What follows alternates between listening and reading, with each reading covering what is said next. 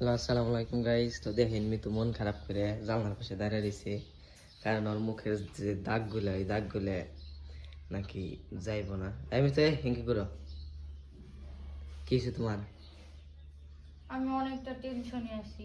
কে ইনকে হও কি টেনশন এত?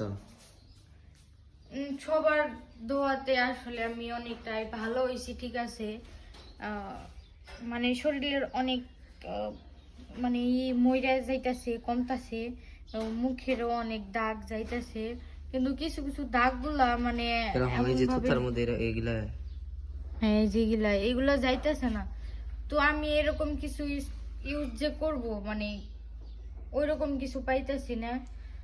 তো আমি অনেক টেনশনে আছি, কারণ মেয়েরা অনেকেই জানে যে মুখে দাগ হইলে কিন্তু অনেক খারাপ লাগে। তো আমার এর আগে মুখে কোনো দাগ ছিল না, আমার প্রচুর, আমি অনেক কান্না করছি যে আমার এই দাগগুলা যাতে জায়গা, তো যাইতেছে না। তো এইটার জন্য, এই দাগের জন্য আমি কি ইউজ করতে পারি, যদি আপনারা জানেন তাহলে অবশ্যই কমেন্টে করবেন। এর আগে ভিডিওতে কমেন্ট করছিলেন আমার এই অবস্থা দেখে, অনেকে অনেক ভালো কমেন্ট করছেন যে আপু এটা এই খাইলে ঠিক হবে। উপকরণটা করেন, এটা খান। তো অনেকে অনেক কথা বলছেন, তো সবার জন্যই আমি ভালো হইতে পারছি। সবাইকে অনেক ধন্যবাদ। আর যদি কেউ জানেন এই আমার এই দাগগুলা মিশান, যেন মিশে যায়, এরকম কিছু ইউজ করা যদি যায়, তাহলে আমারে কমেন্টে সবাই কইবেন।